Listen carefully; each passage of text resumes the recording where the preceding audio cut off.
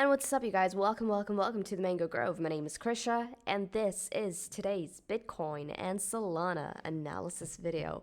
I'm a bit under the weather, so yes, I'm still going to be sounding a bit more breathless today. However, getting better as the days go by. So I first want to start off with a bit of housekeeping, and the first thing that I wanted to mention is that the Mango ribbon, we now have a new convenience feature on the ribbon. The ribbon, guys, is a free indicator, okay, here at Mango. If you now click on the ribbon, for those of you who have access, if you click on the settings button, you'll now find a third option that says golden/death cross. If you go ahead and activate that and just deactivate my EMAs, you'll see that now the 55 and the 200 EMA can be isolated to show you whether or not we have a death cross on the horizon or anything that's triggered. But anywho, we just got a golden cross, and these the death cross and the golden cross is like super powerful on your lower time frames. So we've decided to go ahead and isolate that for you guys just in case you wanted to. Well, you wanted to do that. We just made it very simple. So yeah, for those of you who do not have access to the indicator, you can just scroll down into the description. You'll find a link, and you can use that link to, request access, okay? It's completely free. But anywho, that is the first housekeeping thing that I wanted to go over. The second thing is, yesterday someone pulled the trigger on the Mango Dynamic Indicator, and they did not use the coupon code. Guys, there is a 21% coupon code that is still active, okay? I don't think it's going to be active for too long, considering how Bitcoin's moving, but it's still active. 21 under 21 is the discount code. It's just an extra hassle for me to just go in and apply it for you manually after you've pulled the trigger. So make sure you're using the coupon code 21 under 21, okay? It is applicable on all indicators as well as the Mango C trading program. Of course, if I had to recommend anything to you guys, it's always going to be the trading program, because hey, not only are you going to be able to trade cryptocurrency, you'll now also be able to be very, very proficient with trading traditional as well as Forex. So the coupon is going to be active for as long as Bitcoin lives under the weekly 21 EMA. So make use of it for as long as it lasts, okay? 21 under 21.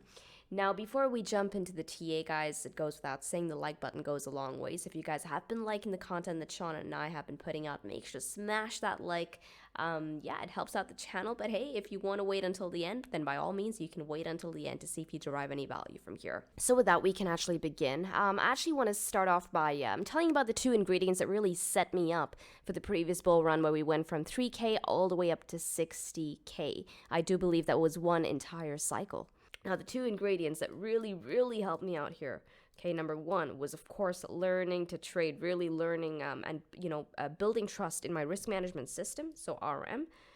So I got my risk management system pat down in addition to my trading systems, okay? Trading systems, ultimately, guys, it's all discipline, okay? It's discipline as well as your back testing. You're going to only find discipline in your systems if you believe in them, and you're only going to believe in them if you back test your systems. Go and put in the work, because in the next bull run, it's going to pay massive dividends. So make sure you're getting this pat down. For those of you in the Mango Seed program, you already have access to our risk management system that has been tried and tested, and I have not taken any trades since then without going through that first. As far as trading systems are concerned, guys, you guys are gonna have to put in the work. Make sure your trading systems fit your personality, okay? That's the only way you can actually sustain in this market. That's how you build on your longevity when it comes to this market. Trade according to your personality, not your neighbor's personality, your personality. Now, the second thing that I did in this previous bear market that really set me up for the bull market was building conviction. Okay, building conviction in your investments, because let me tell you something. The drawdowns right now, yes, Bitcoin's drawdown is 78%, but we're only looking at Bitcoin. If you look across the board, and I'm not just talking about crypto, I'm talking about traditional as well, look across the board, you're getting some really amazing prices across the board. Now, the only way that you are going to be able to hold on to your bags is if you have conviction. Okay, conviction, sure, in price action. If you know how to read price action, brilliant. In fact, that is your biggest edge. However, conviction also comes in really understanding what it is that you are invested in. Now, just a couple of days ago, there was an interview with Joe Rogan and Peter Zeihan, where Peter Zeihan very publicly goes on to showcase his lack of understanding when it comes to Bitcoin. Now, if you are someone who doesn't understand the asset that you are invested in, you are likely going to fall victim to something called authority bias. Now, when the authority figure also does not understand the concept, you are likely going to take his word for it and drop your bags prematurely. Okay, and that's why I'm going to implore each and every one of you to start building conviction in your long-term hodls. Now, I'm not going to be someone who goes on to apply her biases to you. Okay, now my long-term conviction is Bitcoin, but hey, yours could be something else. But if there's anything that I'm going to ask you to do today is go ahead and start building conviction in your long-term hodls. Okay, believe it or not, it is going to pay dividends if you are someone who has managed to capture an 80, 70% drawdown during these bear market phases. Okay, a huge part of trading is knowing when to sit tight. Okay, just sitting on your hands, believe it or not, is also a very, very difficult task to accomplish. Okay, but you're only going to be able to do that if you have conviction in your trade. So make sure you're taking the time out right now to go on to understand what it is that you are invested in. Now, I will be compiling a list of resources for those of you looking to understand Bitcoin a bit better. Okay, I'll be posting that in the Discord chat as soon as it's ready. So if you're not already in the Discord chat, make sure you join in. You'll find a link, of course, in the description below. But yeah, I wanted to talk about this because that video was so freaking cringe, and I don't want any of you falling victim to that. We know people personally who have fallen victim and dropped their bags at absurdly low numbers when it comes to Bitcoin and some other very, very strong assets, and we do not want you to fall victim to that. Now with this, we can quickly move on over to Bitcoin. Now, the TA has not changed too much. We're looking at certain cascading plays. Sean has been building an amazing, amazing picture for you guys as far as Bitcoin is concerned, and his, the playthrough that he's looking for in terms of price action. He's got a very, very particular target that he's looking at that could yield people a good 200% if there is some playthrough on it. I'm really liking the confluence on Sean's play. Of course, I'm not going to go ahead and steal his analysis, but I do have certain thoughts of my own here that I want to share with you guys today. Now, as far as our story is concerned, we're looking at a couple of cascading plays on Bitcoin that is first going to start off with your daily time frame, right? The cascading play is this. We're looking at this beautiful cup and handle like formation, which has not triggered just yet, by the way. I think that is very, very important to note. The thing about pattern plays, guys, is that we're looking for the trigger to really go off in order for the pattern to get activated. More often than not, people they like jumping the gun on patterns, okay? And then if the pattern works against them, they get screwed on the downside. You want to make sure that you have every edge case planned for. Okay, and that's why we're going to be dissecting this together. Anyways, we're looking at this cup and handle formation, and if this formation triggers, it then goes on to threaten a bigger pattern breakout, which can be found on your weekly time frame. And what is the pattern that we're looking at here? We are looking at a falling channel / falling wedge-like pattern, right? Which would then take Bitcoin all the way up to $25,000. Right? If I go ahead and switch on my Mango ribbon indicator, by the way, guys, request access to the ribbon, which is free if you haven't already done so, okay? Link in the description. But you'll notice now how the measured move for the falling wedge, which comes in at around $25,000, also lines up. Let me just go ahead, switch off everything else. Look at that. It's going to line up with the 200 simple moving average, the 200 exponential, as well as the 55 exponential moving average. I want you to notice how close we are to that death cross. So if we manage to get the pump into the death cross sometime soon, we could see that death cross actually sort of just about graze there, and we might see a diversion between those two very, very dangerous EMAs right there, basically negating the death cross. But now the main question is, when can we really expect these things to happen, right? At what pace, at the very least? And so for that, we are actually looking at a couple of very, very critical zones of support and resistance that we want to see how Bitcoin really reacts off of those regions. Now, the ones that I particularly have been keeping my eyes on will be found here. We're looking at this particular range right now, which comes in at 18.7k, going all the way down to 15.8k. Now, I have been harping on about these levels for some time, with the midpoint, guys, coming in at 17.2k. Now, while Sean and I will be tilting a bit bullish on your lower time frames, please note that this trend has not switched just yet. We're still looking for certain triggers to go off. I know Sean has also been discussing about triggers, and I want you guys to start noting down these triggers just in case you forget. If you're like me, trust me, you're going to end up forgetting certain things. So I actually have a diary where I actually note down all the triggers that I'm looking for. Every morning I wake up, I take a look at all those triggers, I go and cross-check them with the chart, and I try and figure out, okay, which ones have gone off and which ones haven't. Okay, so make sure you're noting down the triggers. Please, our plays are all contingent on triggers actually going off. Now, one of the triggers I'm looking for in order to expect a rally from Bitcoin is for Bitcoin to actually start taking out the midpoint here on the weekly time frame. This midpoint, I'm actually going to get rid of everything else here, okay, all these other lines. This midpoint, guys, comes in at 17.2K. Now, I'm really liking this picture so far on the weekly time frame because, hey, price is currently hovering over that 17.2K region. But you know what? You know when it was hovering over 17.2K again? It was in this candle right here. Okay, this candle of the week of 12th of December, we were far above that 17.2K region, only for price to sell off significantly getting into the weekly close. So once again, I want to start seeing strength across this week, okay, along 17.2K. So getting into the day of Sunday, I still want to see closes. I want to see consecutive daily closes over 17.2K to get conviction on the bullish tilt for Bitcoin. Because so far on the daily time frame, if I take you guys on over to the daily, switch off the Ichimoku Cloud for now, we only have one close over 17.2K. All right, so I want to start seeing at the very least 3 closes over this region. 3 to 4 closes over 17.2K will give me a bit more conviction in the bullish tilt for Bitcoin. Now, I usually like using the Mango dashboard in addition to some of the lower timeframes to see if we can actually start seeing strength along 17.2K. It's okay. So now if I take you guys on over to the Mango dashboard, let's see what the dashboard is telling us in terms of that overarching trend. Are we seeing strength here? So Bitcoin USDT on the daily time frame is saying that, okay, we're currently long, which is good. Okay, volatility, however, is very, very low on the daily time frame. Okay, so we're still in that consolidation. We're just about beginning the trend. We're just about beginning to show strength. As you can see, this reversal signal only came to us around a day ago. Right, now how about the 12-hour time frame? What are we doing on the 12-hour? The 12-hour too, bullish, which is exactly what we want to see. Remember, we want to see strength over 17.2K, okay, throughout the week. Not just one day, not 2 days, no. As we get into the close of the week, I want to see strength along 17.2K. And strength, guys, is going to entail closes, candle closes over 17.2K.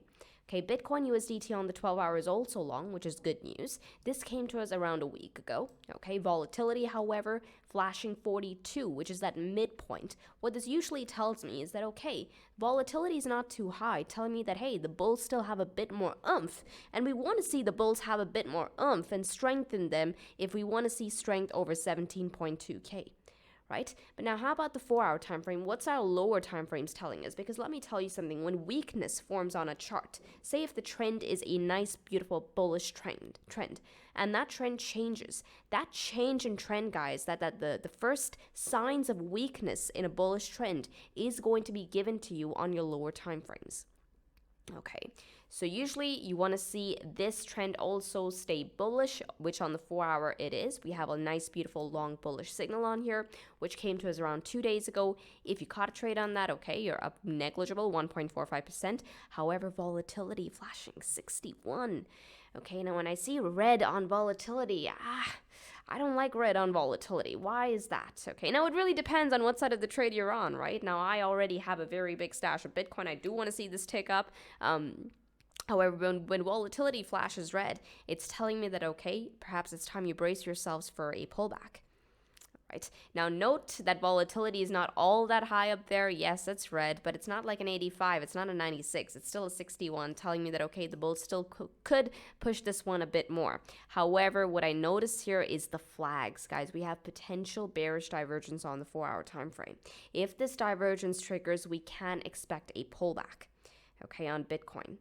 And if that pullback sees follow through, we could see Bitcoin lose the 17.2K region. All right, so with this picture now in our purview, let's get on over to the charts. And I'm going to go on over to the 4-hour time frame because note now the dashboard has caught a potential bearish divergence here. Let's go ahead and flesh that bearish divergence out a bit more, okay? All right, so now what I've done is I've gone ahead and changed the pixels of the line of 17.2K just to show you guys how important it is, okay? So that nice big thick orange line is the 17.2K region. I'm currently on the 4-hour time frame. Let's go ahead and put on our oscillators to see what's happening with that potential bearish divergence and whether or not and what exactly is it going to what exactly are we going to need price to do in order for that divergence to trigger. Okay, now as far as divergence is concerned, what you guys need to do do is first look at your look back period. Remember, our look back period for now, according to my indicator, is set to 14 bars. So I can only look back these many bars to see if I have a proper divergence. Okay, whether it be bullish or bearish, this is my limit.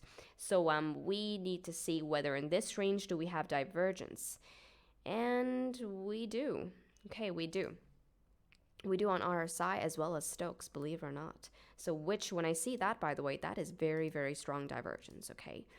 So notice how the RSI right here, which I'm using the Mango Mother, we have lower highs, okay, on the RSI. And as far as highs are concerned, we have higher highs. As far as price is concerned, we have higher highs on price action. And now notice the Stokes. We have almost like an even sort of peak on the Stokes as far as the highs are concerned. Okay, so we can see that strength is dwindling on Stokes. However, price action is showing us we have highs on there. So this is bearish divergence, however, not triggered just yet. So what exactly is going to confirm the trigger of the divergence? Well, let me tell you what's going to confirm it, okay? So we're going to be waiting on the next 4-hour candle. And what we'll be expecting from that next 4-hour candle is, for number one, price to take out this wick low right here, basically the lowest point of the previous candle, as well as live underneath the highest point of the previous 4-hour candle, okay? Now, if we get that recipe on the next 4-hour candle, that bearish divergence then gets triggered, and then we can expect continuation to the downside.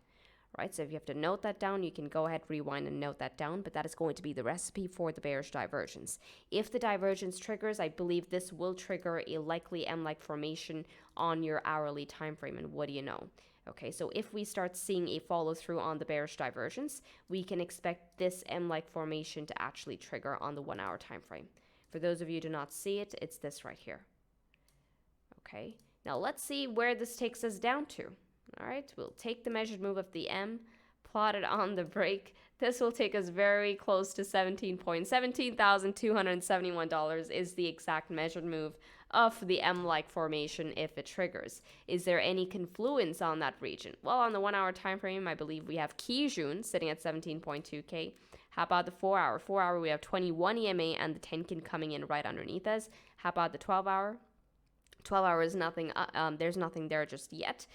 We do have the 10 SMA moving up as we speak. How about the daily?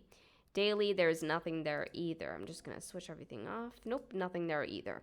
Okay, so now this is the criteria onto which Bitcoin actually turns bearish on the shorter time frames, on the 4 hours specifically. Okay, if we start breaking 17.2K and showing weakness on our higher time frames, essentially the daily or the 2-day time frame, that's when we can expect a prolonged sort of consolidation on some of our higher time frames. Essentially, what I'll be looking for here is on the weekly time frame. Let's get on over to that. Just switch off all my drawings. So instead of this being like a cup and handle W-like formation, I'll be expecting this to be more of an ascending triangle consolidation. Okay, here we're looking at that cup and handle, but if we fail to take this out once again, all right, let me just switch off my cloud just to keep this all nice and neat. Okay, instead of expecting this to be a cup and handle like formation, what we could see if this breaks back down below 17.2K, this will likely then morph into a ascending triangle.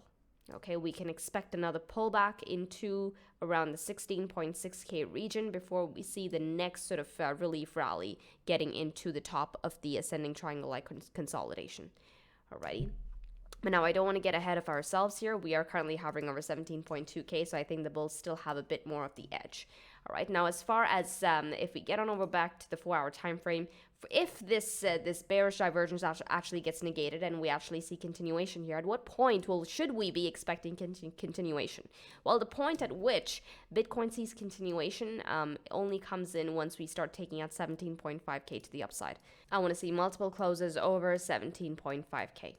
Okay, at which point we can actually expect us to get back up to the top of the range at around 17.8. What is that range right there? That is going to be another 2% to the upside. Okay, that is going to be the bullish tilt, and that is also going to negate the bearish divergence that we saw on the Mango dashboard on the 4-hour time frame. It's going to negate this, okay? So this goes off. Alrighty, so this is the overarching recipe that I will be looking for. The critical level on Bitcoin's chart right now is going to be coming in at around $17,200. Allow me to get rid of all of my nasty squigglies. Yep, 17.2K, which is this orange line right here. That is going to be the most critical level on Bitcoin's chart to really assess whether or not the bulls take over or do the bears take over once again, and do we get into a prolonged consolidation after. Okay, so now this is your analysis on Bitcoin, and we can now move on over to Solana. Now here we are, Solana. I'm going to try and keep this one as straightforward as possible. Unfortunately, I have not caught a bid on Solana just yet. I'm still looking to catch a bid on any of the weekly levels. Right now, we're hovering far above all weekly levels. I did have a bid placed on 1213, which was this region right here. Let me mark it out for you.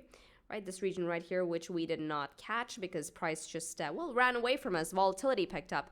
So here's what I'm seeing. If I take you guys on over to the Mango dashboard, let's go ahead and start off with our higher time frames. This is the 2-day time frame. Sol USDT on the 2-day time frame is still neutral. Okay, so that beautiful bullish long trend that we're seeing on the lower time frames has yet to cascade on over to the 2-day time frame. How about the daily? What's happening on the daily?